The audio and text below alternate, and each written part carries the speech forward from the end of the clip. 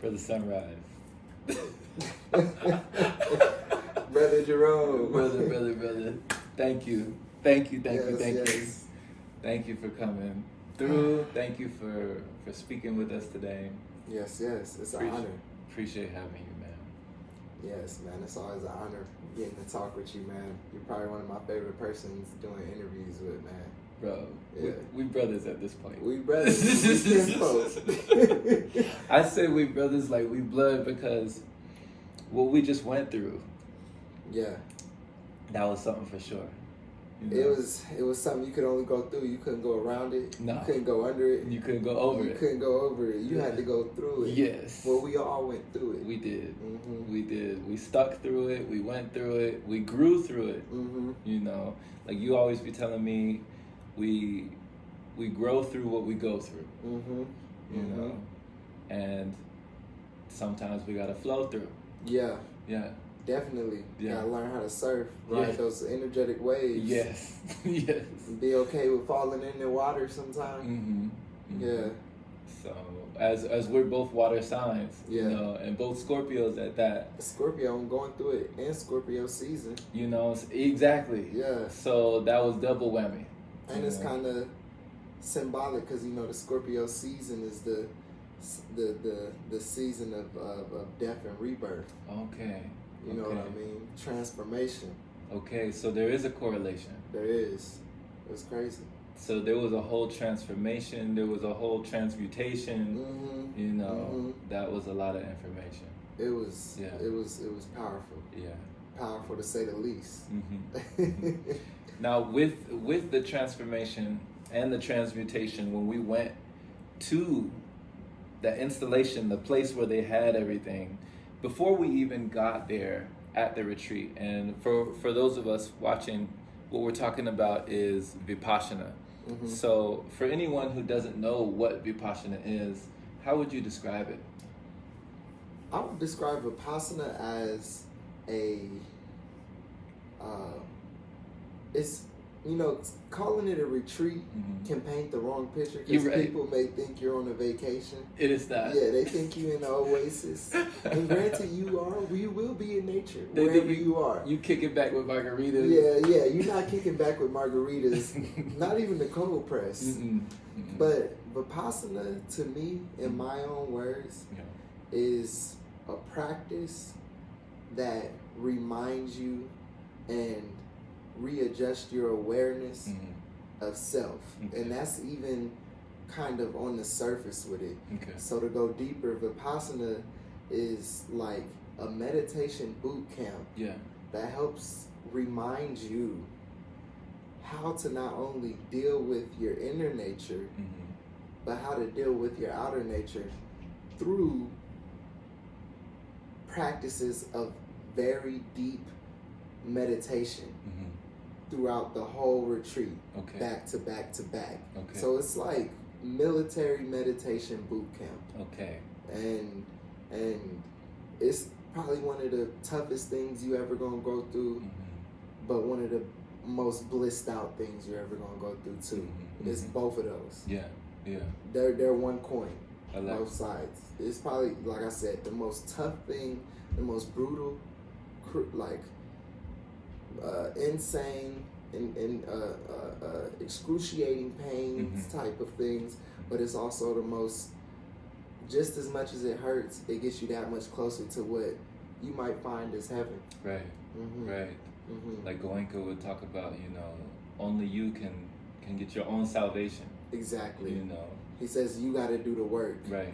Nobody's doing your work for you. Mm-hmm. And in Vipassana, you're doing your work. Yeah. You're Yeah. doing your work. For sure. For Yeah. sure. I like how you put that sunrise when you talked about how it's like a military boot camp for real, because Mhm. it did feel like a literal concentration camp, Yeah. like where we learn concentration, Concentration. you know? Samadhi, Purification of the mind. Yeah, And it is like military because, you know, you got that ding, that bell. the early. gong, yep, Early, Mhm. you got a strict schedule. that gong all day long. You up at 4. Yeah, Not a lot of us in America, at least, is up at 4. right, Unless you got a job or unless you clubbing. right. And so you up at 4 and you working all day. Mm-hmm. And it's like, how can a meditation be a work? Oh, it's work. It's work. It's work. For sure. Like you said, it's a concentration camp. Yeah. Teaches you how to concentrate. It Right. sharpens your mind. Right. Just like how military boot camps trains, breaks down, and rebuilds the body and the mind. At this, you're just rebuilding, fine-tuning the mind, and the mind is more important than the body. Man. Tell it, because so you're saying almost like the workers that we saw on the site who were building a new meditation hall, a new Dharma hall, they had to first build the foundation. They had to build the foundation. So that's kind of like what we were doing. We were building a new foundation. We were digging up the ground. Yeah. Making sure it's right. Laying the wood. Laying the pipes. Yeah. Laying the metal. Okay. All in the mind. Yes. Okay. And then for some people, there were people who've been there multiple times, and so they fine-tuning to find that foundation they built the last time they was there. You know, because you gotta apply certain things to the foundation to strengthen it. Right. Great point. So before we even got there, did you have any expectations? I know people say like, okay, don't have expectations, let expectations go. But you being a veteran in the game, you've already done it once. It was like what, back in 2017? 2017 was my first one. Did you have any expectations this time around? This time around, because I knew and I remembered my 2017 course, and I'm like, okay, I know what we're going to do. Yeah. My expectations were really kind of just like, I was kind of taking it like with the ego a little bit. I was like, okay, what they tell me on day 4, I'm going to attempt to accomplish on day 2. Okay. I already know what I'm about to go through, so I'm going to just get straight to it. Yeah. You know what I mean? And my expectations were more so of, I want to advance in the practice in the sense of feeling the body sensations even deeper. But I didn't even realize at those expectations, those are going, kind of like against what Goenka was teaching. Don't play the game of sensations. Don't be attached to wanting to feel certain sensations. Right. And so when I was going into it, I was like, one, I want to feel these sensations quicker and do this quicker and focus my mind quicker. And then 2, I also knew that it was time for me to go back. It was time. I had allowed life experiences to just wear and tear on me, and it was time for me to just hone in on myself. So that was also another part of the expectations. Like, this is a NASCAR pit stop. I need to refine, get the new wheels, new engine, water, get all the fluids right. Get that tune up. It was time. Okay. Yeah. Okay. So divine timing. Divine timing. Okay. And I was glad to go with you. Yeah. And Celeste and Ty. Yeah. I think it worked out so divinely aligned, the way that everything came together. Exactly. With all of us coming together, combining our forces. Even though when we got there, and everything popped off, we couldn't talk. So there was really no communication. No talking. There was nothing that we could say to each other. You go there with each other, but you not having fun. It's not school. It's school. You ain't talking. You honing in on you the whole time. Right. It's you and you. You and you. Yeah. You and yourself. And so that's just so powerful, and it's also another aspect of the work. You're right.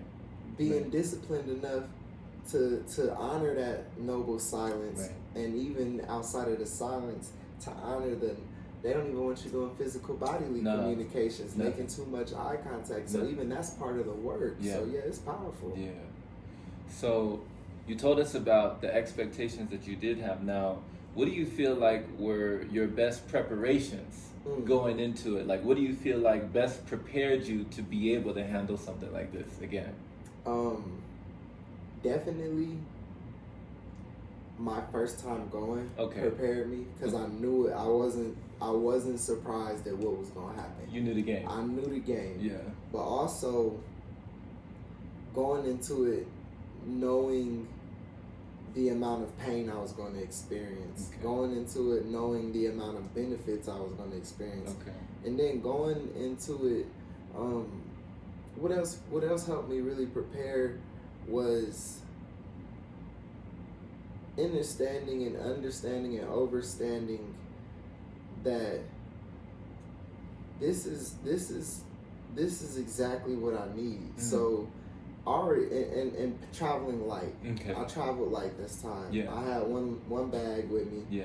I didn't bring too much. Mm-hmm. That helped me prepare, and just surrendering. Mm-hmm. Honestly, surrendering, because even though I've been through it before, I had to surrender so I wouldn't put an imprint of Okay. what this experience would be. Okay. Because like this go round was, Mm-hmm.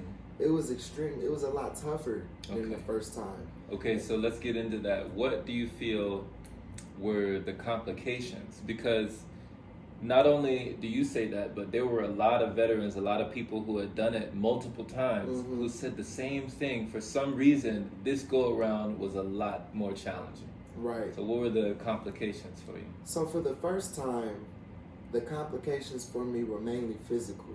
Okay. Experiencing the pain in the body from sitting from so long. Yeah. And actually working with the technique to just observe the pain. That was the main challenges the first time. This time, and now that I reflect back, Gowinka definitely, the teachers there and Gowinka, he had said, we got to dive deeper. Mm-hmm. Because this isn't your first time around. He's Yeah. telling all the old students, this isn't your first time, so we got to go a little bit deeper. Okay. And so from the jump, we were preparing to dive even deeper internally. Okay. And so this go around, the complications were, I think it was just that, diving deeper, getting deeper in the subconscious mind and pulling up deeper experiences, deeper traumas, deeper pain. Mm-hmm. Because this go around, the physical pain wasn't barely anything for Okay. me. Like, I had the physical pain and I was like, I'm observing this, Yeah. I can watch this. Yeah. This is cool, I remember this. But it was just the mental pain, and then the shock of the mental pain being as tough as it was, Mhm. it kind of threw me off. The first day I was like, whoa, whoa, this was not how it was the first time.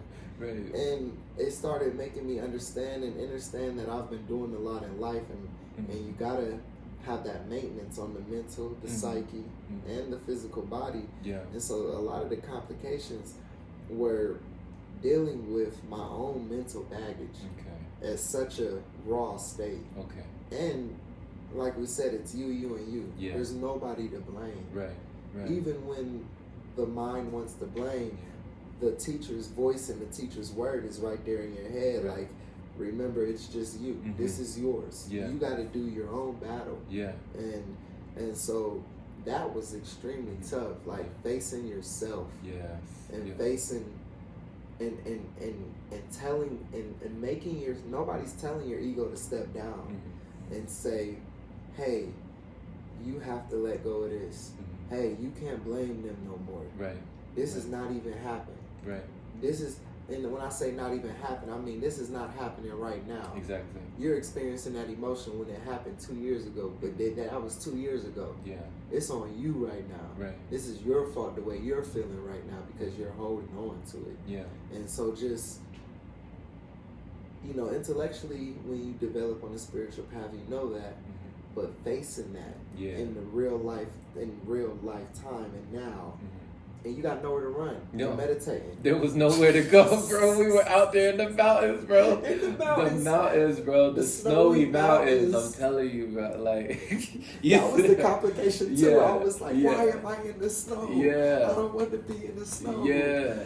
Next time I'm coming Dude. summertime. Mhm. And And so we didn't drive there. We Like didn't we got drive. driven there. We got So driven we there. had no ride out. It was Mm-mm. like the nearest place that we were was already like over 2 hours away. Yeah. So there was no way to even organize. Like there was literally no way out. No way out except going through the course. Yeah. No matter what you did, you couldn't get out because, like you said, we were driven up there. Yeah. And I was grateful for that. That I was was actually something you were thankful for. I was thankful for it because I'm telling you, man. Yeah. After that first day, Mm-hmm. I was in my room and I was like, what the hell did I do? This was not the same. I walked into the course smiling. Yes. Telling people, stick through it. Yeah. All you gotta do is just stick through it. You gonna do good. Right. You gonna do great. Right. You was rooting for everybody. You was the champion. Everybody. I'm like, you got this, champ. Yeah. I'm thinking like, yeah, I'm gonna breeze through Right. this. This ain't nothing. Right. After the first day, I'm like, how can I leave? There's no way. There's no way. I'm not a quitter, but I gotta go and then I'll do it again later. This is not what I signed up for. Yeah. But it was. Oh my goodness. Yeah. And I'm glad that you and Celeste and folks were kind of instilling within me, and as well as Goenka during the discourses, were kind of giving me that picture of mental surgery and your own operating table. Mm-hmm. Like you are doing mental surgery, you are the surgeon, but you're going in, diving deep, you're on the operating table, and if you leave early, you got like open wounds. Open wounds. You know what I'm saying? Like stuff that has not been healed. You can't just leave the table. You can't leave the table with your stomach cut open. Nah. You got all this stuff in your guts that you gotta get out. And then you can't just walk away. That's gonna be more detrimental to you than staying and finishing the surgery. Right. And that was also, they say take your own advice. And so that was also a major rock for me because I'm like, even though everything in my body is like, we got to find a way out. We're master manifestors. We can get up out of here. It was like, yeah, but you already started the surgery. Yeah. You already started the surgery. You deep in it now. Yeah. Your wounds is open. You can't walk around. You really going to be messed up. You leave now walking around with all your insides exposed. Yeah, man, it was tough. And I was glad you was there, man. Man, likewise. Like, I was very thankful, and I gotta salute you, Sunrise, because there was, after every meditation, I remember I would be looking up and I would see you, get up, you would do that stretch. Yeah, get that low back crack. But yeah. And then you would have that smile on your face. Because a lot of folks, pretty much the majority of everybody, nobody was smiling. Nobody had a smile on their face. Nobody was showing like big emotions. A lot of people were just looking down, trying not to have any contact with anybody, just in their own space. But you had this glow on you. You had the light. You were the sun in the darkness. Yeah. Yeah. It was because look, this is how it was. Okay. This is how it was. I was smiling. First of all, because I laugh as a response to a lot of things in life. Okay. A lot of things. Sometimes when I get disrespected. Yeah. Sometimes when something negative happens to me. Something positive happens to me. Something awkward happens. I'm in an awkward situation. I laugh and smile as a response to a lot. Okay. That's just been me my whole life. My mom told me I was born laughing. Okay. I came into this earth laughing. Okay. Out the womb laughing. And that's just been me. I remember as a kid getting in trouble, pressured, principal, coach. Everybody right there pressuring me. And I'm like, whew, this is pressure. Laughing. And so in the meditation, after we would sit in the meditation hall and I would have my sit and I would be going through it too. I'm like getting beat up by myself. You know what I mean? Getting beat down. Not up. I'm getting beat up and beat down. Beat down. My knees was hurting. Even though I could sit through the physical pain, the whole body hurting. Time seemed like it was moving at a snail pace. Yes, it did. Yes. But after every meditation, I'd get up and the first few seconds I'd have that same like somber I'm dead like a zombie, oh my God. But then I'd pull my legs out, start shaking, and then the thought in my head every time was like, I keep signing up for this beatdown. And then I'd be like, there's no way. Every time I'm like, and then I'd take a look to my left, take a look to my right. I'm like, oh, they getting beat down too. Okay. Everybody else getting beat down. And I'm like, this is crazy. and then the jokes start popping in my head. And so now I'm like, you got to contain yourself. You got to do that thing where you're laughing again and not taking things serious. And so I couldn't laugh a lot out loud the way I wanted to. You know, my laugh is loud. Oh, yeah. It's loud. Yeah. So I couldn't laugh a lot because I was just like, we getting beat down, y'all. All of us, we all get beat down. And that just cracked me up. Couldn't laugh, so I'm just like, let me just smile. Yeah. Let me just smile. And then, it was funny because you could see how the smile alone during those times when everybody's beat down, everybody's like, ugh. When I would make eye contact with somebody, it would transmute. You would see them get a little smile too, because they would be like, yo, what the hell is he smiling? What is he smiling for? You know, I'm like, don't worry, fam, I'm getting beat down too. Yeah, like, I'm with you. I'm with you. And I thought it was the funniest because the one who I made eye contact with the most when I would smile and she would give a smile back was the woman teacher. Deb. Yes, okay, Deb. The woman teacher. A lot of times I would come out, do my thing, stretch. Smiling, looking around. And I look up, I was trying to get the male teacher. John. I was trying to get him to smile. He wasn't making no emotion. Stoicism. I was like, John gonna smile. No. I would look at Deb and she would just be like, looking at me like, it was like a motherly energy, like, look at this little rascally child. What is he laughing for? And she just give me like such a smile, like it was, and I could feel it back. Her presence in that room, definitely. And so I really enjoyed like seeing her and making my eye contact, because she'd be like, "Okay, go ahead, smile. You're good. You're good." It was appreciative to have that levity, to have like, you know, even because Goenka himself, you know, he would have that comedic spirit sometimes. He would be cracking jokes, he would be telling stories, like he would be getting people going, and to have that kind of spirit in the room was refreshing. You know. And I remember there was one time, bro, that we were actually in the dining hall. And I think I was just we happened to intersect. And you know what I'm talking about. And I was just by the tea and I was stirring it, and I just like I started perking up, I started smiling, but like you started smiling, I started smiling, and you tried to contain it, and then when I went over and sat back on my seat, I saw you go outside, and as soon as you ran out the door, like, you bust out. What was going through your head at that moment? Okay, so I'll tell you what. I'll tell you what happened. One of those days after the meditation, it was like at this point it was an energy that released. And I couldn't contain it, and so energy released.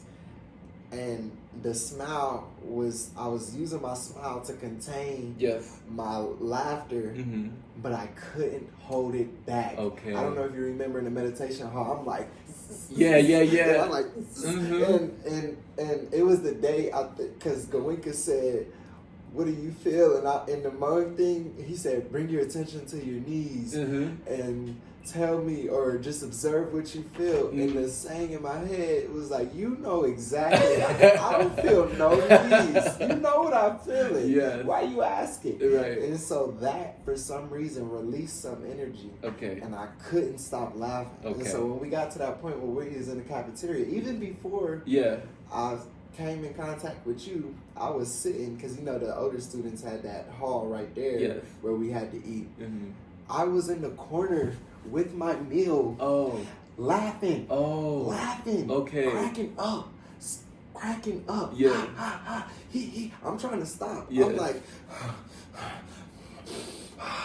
I couldn't stop laughing. Oh man! Everybody beside me is just like, what is this guy doing? You good? Yeah, you good? I'm cracking up. I'm breathing. still cracking up. And then I came up, and then I seen Yeah. And then you start perking up. I'm like, oh God, oh my God, I'm about to burst out. I'm about to scream. and then when you walked away, you perked up. I was like, I gotta get up out of here. Yeah, you I'm about ran to out there. disturb the whole piece. Yeah. And I ran, and I just started cracking up. And you know, it was somebody on the trail. Oh. Way over, like, I think it was a girl. Okay. On the girl's side. Yeah. And when I ran out and I started cracking up. Yeah. I seen them and they looked over from a distance and they looked at me, and then I looked at them, and then I was just like, I gotta let it out. I gotta let it out. And the crazy part is, I walked all the way back to my room. There was nobody in the men's hall yet. Okay. My roommate wasn't there, and I laid on the bed. And I just cracked up for about 10 minutes. Wow. I could not stop. I was like, oh, this is an energy that's releasing. Because at one point, I was like, why am I even laughing hysterically? And part of it was like, okay, this pain is unreal. I keep signing up for this beatdown. And I just kept thinking, like, I want to tell people jokes. I can't talk. I wanted to talk to you. Right. Yeah, I wanted to tell you what I was laughing about, but I couldn't. So There it was just no kept way. re-epping. Like, you know how sometimes we get in a cycle of pain. Yes. We have a memory. It makes us mad. Yes. We try to get out of it, but we remember it again, and Yes. it makes us mad and mad and mad. That's how it was for me with the laughter. Okay. I was like, I had a memory, made me laugh. Building up. Had a memory again, made me laugh, made me laugh, made me laugh. And I just had to just go out and separate myself and let it out. So during that 10 minutes while you were back in the dormitory, when you released it all with laughter, you know, after all of that silence, to release all of that energy with laughter, how did that feel? You know? It felt great. It felt amazing. And you know the wild part about it? What? 10 minutes after I stopped laughing, I was crying. Whoa. I was crying. Okay. I was laughing, let it all out. My breathing back regulated. Now I'm in the room, chilling, laying down, looking at the ceiling. Boom, and then it like the meditation starts again. You start deep diving, the thoughts coming out, and I'm just like, man, this is intense. And I wasn't sad about it, but like trauma was coming up. It was like another energy, just another energy coming up, and then next thing you know, crying. Still alone in the room, cried for about 3 minutes. Was good. Then just next thing you know, bing, time for another meditation. Back to the and hall. I'm like, whew, this is crazy. Yeah. This is crazy. Man, you know, thank you for sharing that because that's the reality. And as you say that, I'm realizing with myself that there are so many instances that not just me, but a lot of people, not only do we not allow ourselves to laugh, but we don't allow ourselves to cry. And those are two of the things that you see children do, you see babies do, you see like infants do freely.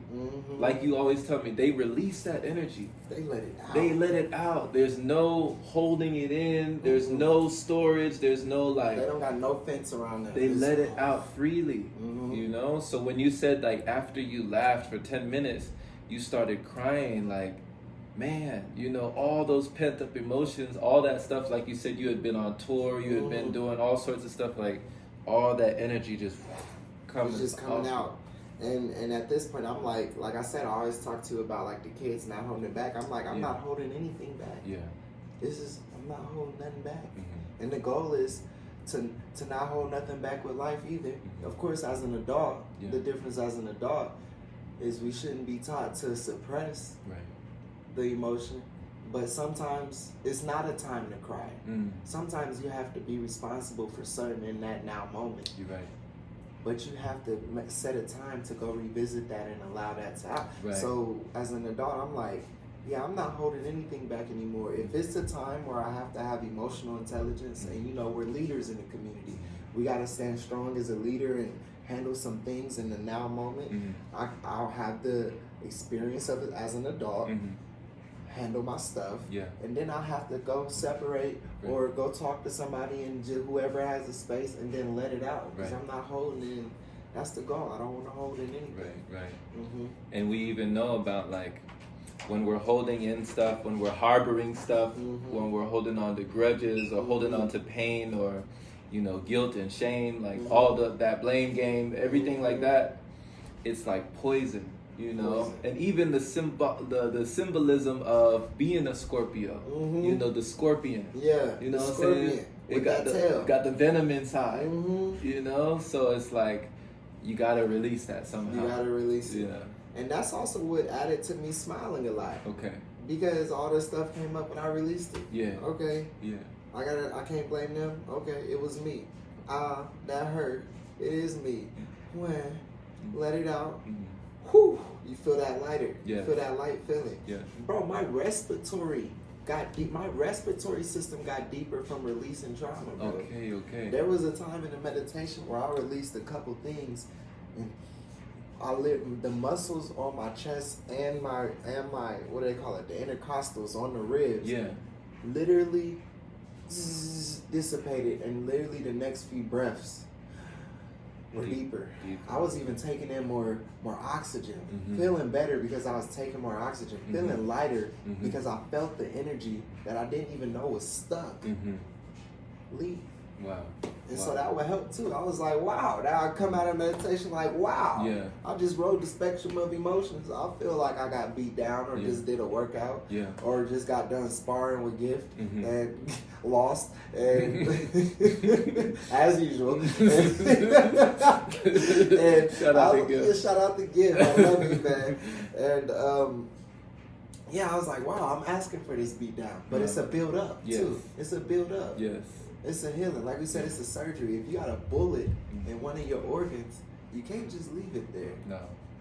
And then it's going to hurt when you got to open it up to go get it. It's going to hurt touching it. Yeah. Pulling it out. Yeah.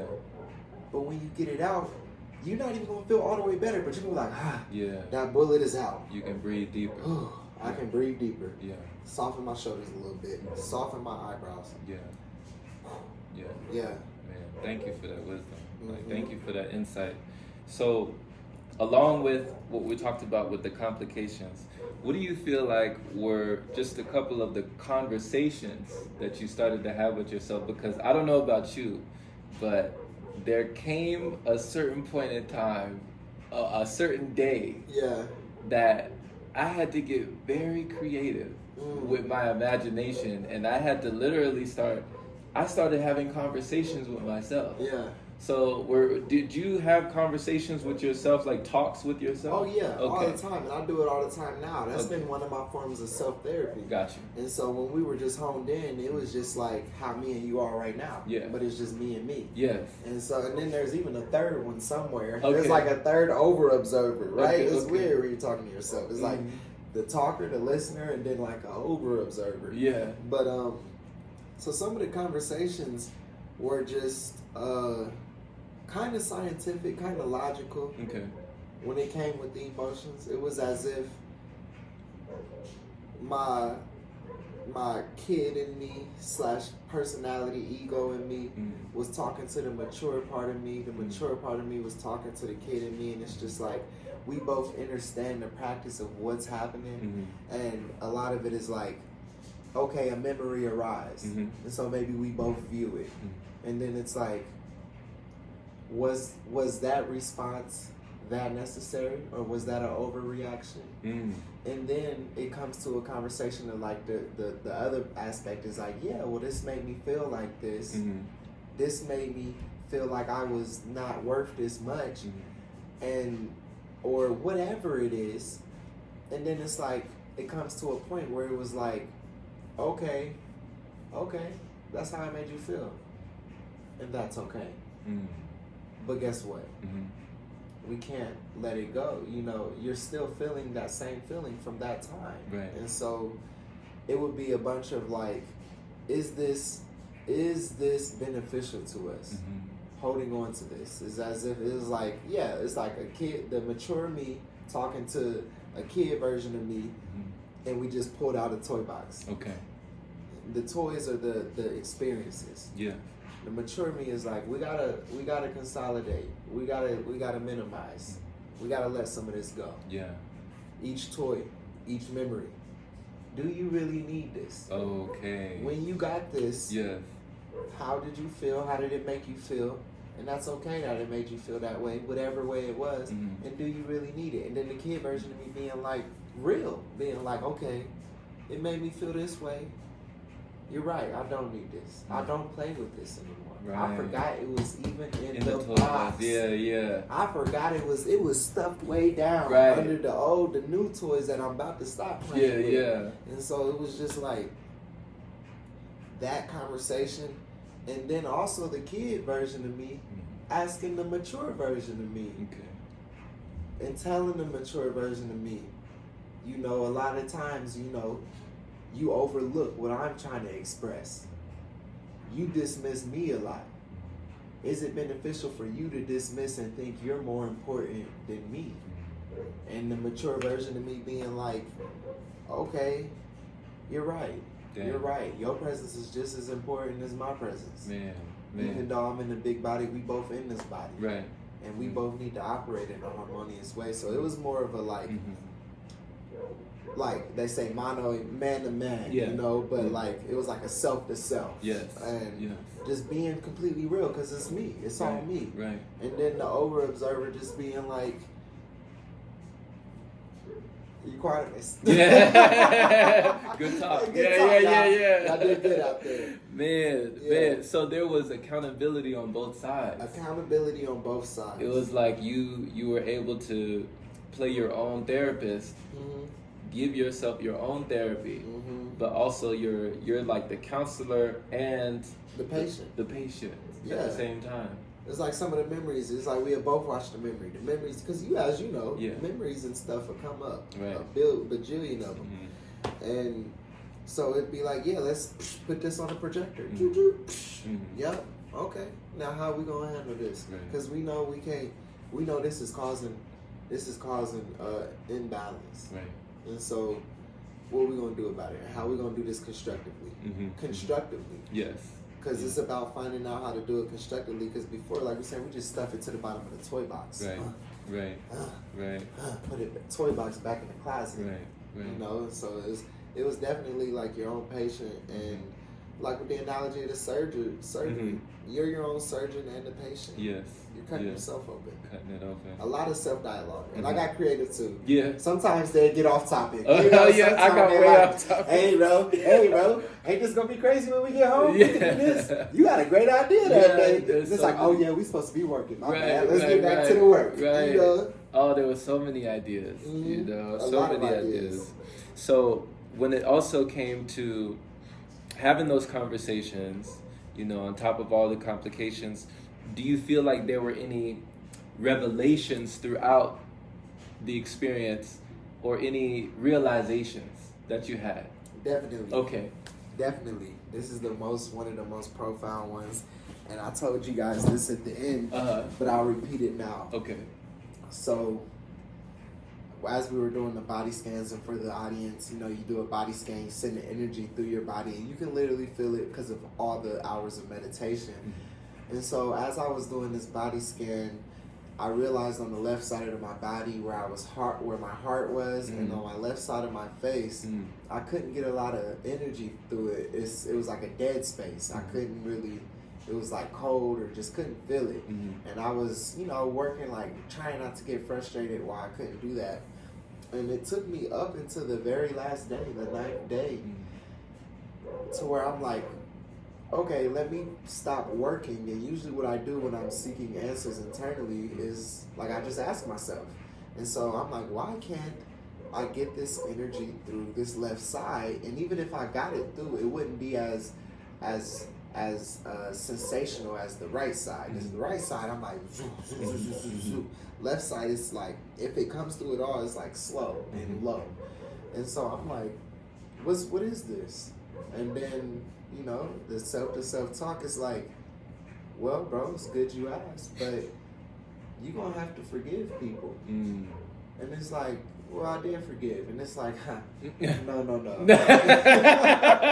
It's like, I thought we had an agreement. I thought we was going to be real with each other. It's just me and me. Come on, man. So like, yo, this is me. Yeah, this is me we talking about. We talking about. I know. What you mean you really forgave? Yeah. Come on. You know, Come on. yeah. And so I'm like, okay. You can't BS yourself. You can't BS yourself. And so I'm like, all right.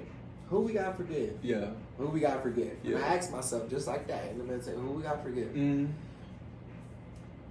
Faces start popping up, all kind of faces. Yeah. So I'm just like, okay, no rush. This face pop up, review that experience. Yeah. I forgive this person, Yeah. genuinely. Yeah. I let it go. Literally, not no chip, boom, boom, they disappear. Another person, I forgive them. That wasn't personal. I took it personal. I forgive them. I forgive them. I forgive them. And as I'm forgiving them, Mm-hmm. the left side of my face and my heart starts tingling and clearing up, and I'm starting to feel the energy circuit through it more and more. And so this is getting me excited. I'm like, oh, Yeah. I was bitter. I was bitter and my heart was getting cold. Yeah. And so I'm like, forgiveness matters. They do say forgiveness. And you hear it in the spiritual community a lot. You got to forgive people, not Right. for them, but for you. Right. But that's the intellectual. That's this not was the- a real life experience. Yes. And I'm like, oh, okay, forgive them. So now I'm scanning through the whole body. I'm happy, I'm geeked up, trying to remain equanimous, not Yes. trying, attempting to remain equanimous. Yes. And I still feel a little knot. Yeah. And so now I'm talking to myself, I'm like, bro, we didn't forgive everybody for real this time. Who else could it be? Who else could it be, man? There's something right here. Who else? We didn't went through everybody. Even people I forgot I held grudges. Mm-hmm. People I forgot. Okay. People I ain't thought about in 2-3 years Wow. popped up. I'm like, oh yeah, I never really forgave them. Okay, I forgive you. Mm-hmm. Who else is left, self? Yeah. They like, you gotta forgive yourself. You gotta forgive you. And I'm like, I forgive me. I can't blame myself for reacting and responding and hold grudges. I forgive me. Yes. The little energy dissipated. Now I'm getting a free flow. Yeah. Now I'm like, oh, okay. And then that just really, that was such a profound experience because now, as a Scorpio, it's easy to hold grudges. Oh my gosh. It's easy to hold them for years. My gosh. Oh yes. You almost sometimes want to hold them. Yeah. On the bookshelf. Yeah, something in So you. it'd be like, nah, I'm keeping this grudge. Yeah. This is a good grudge. I'm gonna keep it in a special place. In a special place. Like just for you. Just for you. The water sign, they say water hold memory. Yes. So that experience Yeah. took me to a place to be like, I'm going to move very differently whenever I, unintentionally or intentionally start holding chips in my shoulders, because I literally felt my heart was getting colder and getting heavier because of all that animosity I was holding towards certain people, probably certain people that I ain't thought about me in years I ain't thought about. So it was just like, that was very profound. That was very deep for me. And it forgiveness also freed up a lot of compassion. Okay. Compassion that I'm still radiating off of. Yeah. People seeing the pictures online, everybody sending me texts. You're glowing. Right. You're glowing. Right. You're glowing. Yeah. I'm like, yeah, because I got all that hate out my heart. Exactly. I let it go. Yeah. I let it go. Yeah. And so, Man. That's a realization right there, man. Thank you for illustrating that, and thank you for bringing that message to us, because people got to know there is a difference between knowing something intellectually, like you say, what we hear all the time in the community and these different circles that we're in. We hear the words over and over and over. They almost become cliche. But it's because it's something that is real, and then experiencing it on an actual experiential level, on that level, it's just leagues away from just knowing it. Just knowing it, because I found from my own experience, you can understand the information, like you say, on the intellectual and knowing it. Yeah. But it's a different vibration when you speak from experience. Yeah. When you learn something and you haven't had the experience, you can speak to people and they'll hear you. But when you have that experience, you'll feel it. Like our teacher Goenka. Yeah. He was talking from 30 years ago. The video was recorded in the 90s. Yeah. When he spoke, we all felt it. Right. We all, that helped us get through the Yeah, whole yeah. next few Yeah. days. Yeah. And we felt it, and you knew Mhm. that was an experience Mhm. that he understood because he's been through it Yeah. maybe a thousand times. Mhm. He wasn't just reciting from a book. No. He didn't just get that yesterday and then No. told you, No. and you feel it. Yeah. So yeah, like that experience is something different. Man. XP points, like on video games. Yes, XP points. XP, yeah, Mhm. gaining experience, and really through that process, because you just reminded me, Sunrise, when you were talking about having that blockage in your heart and having to clear it by doing the deep inner work, by giving forgiveness, not only to others, but to yourself, and then feeling all of that melt away, like internally. It reminds me that I've associated with people who've done different kind of, I guess you might call esoteric type modalities and methods, where they have like emotional coding and subconscious mind coding and different things where they do different tests to see in your body what's going on. And there were times where even just over the phone, somebody would sense the energy within you and say, oh, you got a heart wall. Like you have a heart wall, it's this much inches thick, it's made of this, and it's coming from something that happened way back when, even generational, like you inherited it from your family or something happened, and you can hear that, but if you don't go and experience it and do the deep inner work to really get that off your chest, literally get it off your chest, you know what I'm saying? Then it's like you don't feel the difference. So thank you for showing us that there's a difference. There is a big difference. Yeah. And then there's a knowing once you go through that difference, and it's a deep understanding. Yeah. And then you'll be able to start to sense it in other people when they've done the work. Okay. And when they're just talking from intellectual knowing and not from experiential knowing. Right. You'll sense that too. Right. And I think that's very important, especially in today's age. We like to intellectually spar a lot. We like to say, yeah, I know this. Yeah, I know that. Da-da-da-da, you wrong, you right.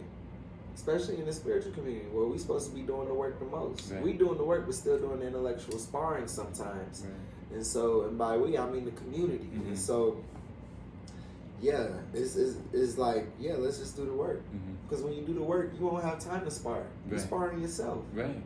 You're sparring yourself. Right. And then once you have the experience, you don't care to be right. It's like, you're not here to try to convince somebody to believe you. You're just telling them what you went through. Yeah. And they feel that. Yeah. Like, that's actually one of the reasons why I respected Goenka. Because it didn't feel like he had anything to prove. Like he wasn't hard down trying to get you, he was really just, here's the opportunity. Right. Make use. Make use of it. Make use of the time you have here. Like, make use of the facilities. No one can do it for you. Make use. And he's like, I was talking with one of the guys after the days we were eligible to talk, and he was like, but don't you think he's kind of being religious with it by saying so many times, stick to this formula? And I'm like, well, I don't think that at all, because all he's saying is you're here for a block of 10 days to practice this one thing. Give it a fair trial. And he's not even banging on you with the fair trial. He's just like, if you give this a fair trial, you can decide on your own. He's not even saying do it after you leave. He's like, after you leave, you're your own master. Do whatever. He said and that. He always says, we're not here to condemn any other practice. He was like, we just want you to attempt this one. Give it a trial and see how it makes you feel. And hey, you do what you want. You do what you want after. I respected that. And even this, like, you can choose to kind of not do this the right way here. But that's on you. You'll never know. And so it was like putting the ball in your court. And I was telling the guy that, like, no, he's just telling you to put the ball. He's just putting the ball in your court and telling you to just see what this is like for 10 days. 10 days out of your life. 10 days. Just do it and see how you feel. Yeah. And then come up with your own results. He even say that. I'm gonna tell you all this, but I liked at the very end. He was like, if you want to keep practicing this, and then you find out that you don't like certain parts of the theory or the explanation of this, hey, don't listen to it. Yeah. Don't listen to it. Just practice. Yeah. You know what I mean? It don't matter if you believe it or not. Just practice if you want to or if you don't. Yeah. You know? And so Like take the best and leave the rest. Exactly. You know? Yeah. And so I do like that. I like that a lot because when you do that, it shows the authenticity and the non-biasedness. Right. Right. You know, so lastly, along with the realizations, like you said, what do you feel like gave you your determination? You know, kind of like how at a certain point we were tasked with aditana, you know, the sitting of strong determination, but it felt like the last days were a whole continuous aditana, like it was a whole continuous strong determination. So what gave you that to really, like, even though we had no way out, what gave you that determination to just fully, you know, go into So a few things. Okay. One, realizing that, wow, this is a lot tougher than the first time. I got work to do. Okay. Me being like, you got work to do. And Gawika every night would be like, you know, work seriously. Yeah. And I would be like, no, we're going to work seriously because we got some work to do and we want to make the best of these 10 days out of society. We're going to work seriously. Yeah. So it was understanding that I had a lot of work to do. One. Two, anime. Okay, keep it real, keep it real. Yeah. I'm over here sitting. Yes.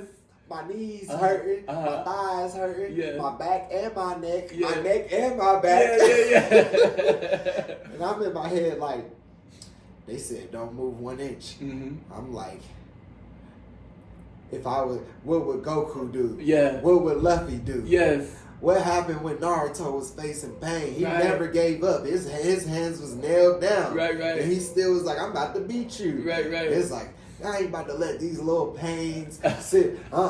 These pains ain't about to beat me. I'm standing still. Yeah. I ain't moving. It's gonna hurt. Let's see. If I die, I die. Oh man. And so anime really helps me with my willpower. Bro, I respect it. Because watching the characters push through with their willpower when they're facing crazy adversity. Yeah. Crazy. Yeah. And I know it's just a cartoon, but just seeing that and they're facing crazy adversity and they're like, no, determined. There's no doubt in their mind. I'm like, yo, if they can do that, I can do this. Right. And and so my own knowing of how much work, anime, and what else gave me strong determination. And you know what it was? Number 3, knowing that the more work I do on myself, the better I'll be able to impact everybody else with what I do. Yeah. Service. Yeah. Everything I'm doing. You know, I do the trap sheet. You know, I'm doing the music. Yeah.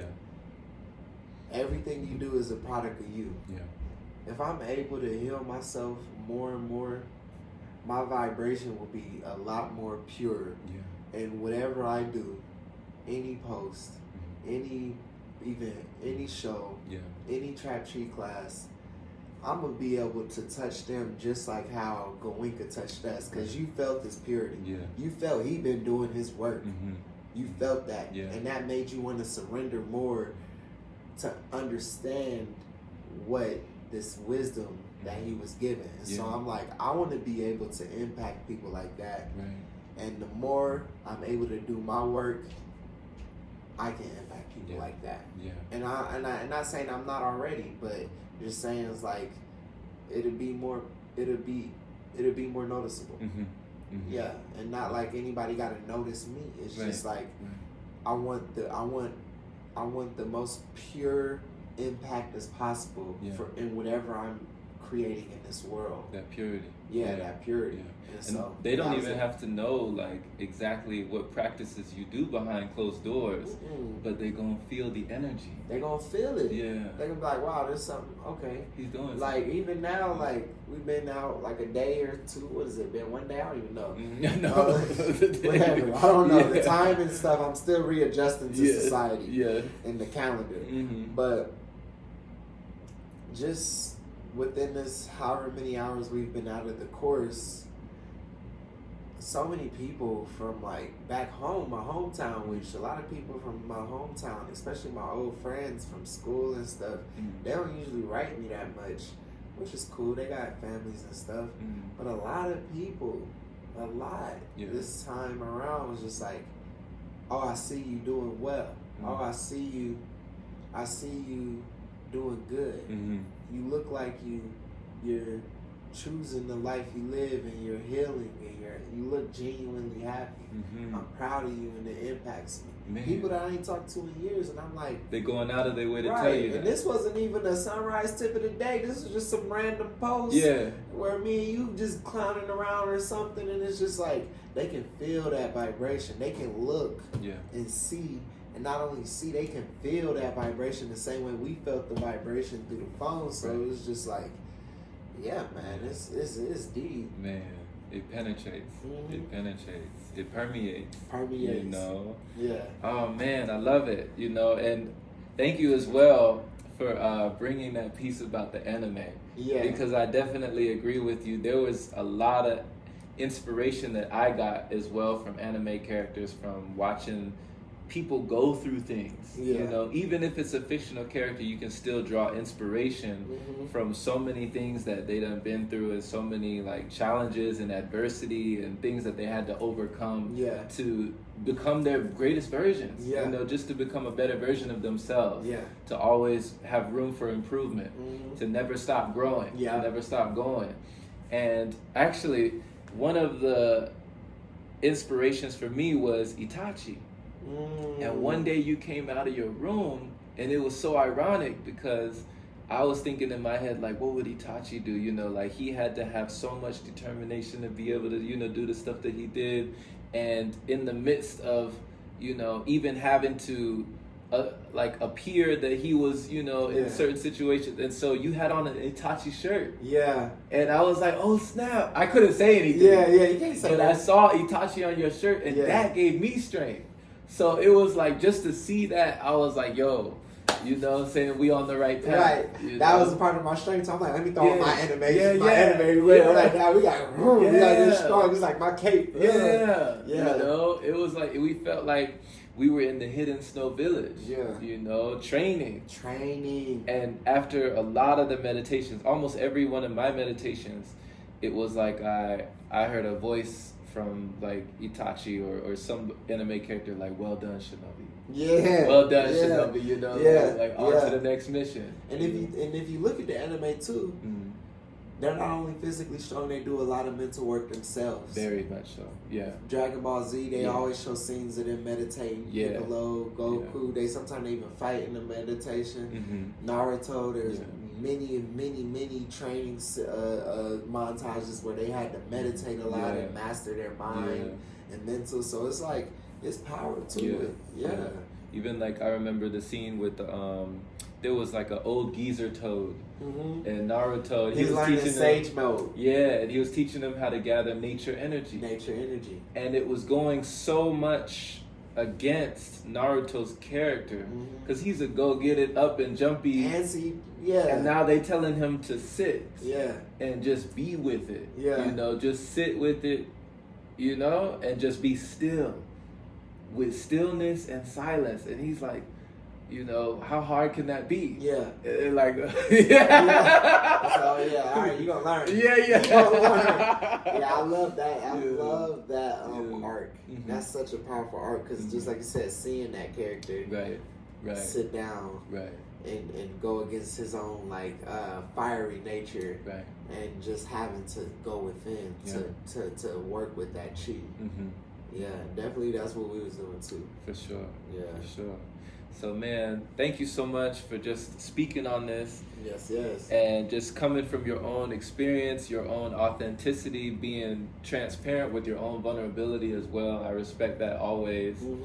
And, for the people in the future watching this, and just anybody who might be thinking of taking a Vipassana course, what advice would you give them? If there was one piece of advice, what would you give to somebody who is just thinking in their mind, maybe I might want to do something like this? If you're thinking in your mind you might want to do something like this, isn't meant for you to do it, I would say just go. Okay. You can listen to everybody's experiences. You could try to mentally prepare as much as you can. I would say just go, release all expectations, and just have your experience and let it be what it be. Because everybody's is different. And so if you're thinking about it and you think it might be for you, just do it. Even if you don't know if it's for you and it's on your mind, do it when you feel ready. Look at the website, dhamma.org, but definitely go. It's life impacting. Yeah. It's a true gift in life. If a lot of people had this, they would be able to facilitate their own inner peace a lot sooner than later. Yeah. So just go.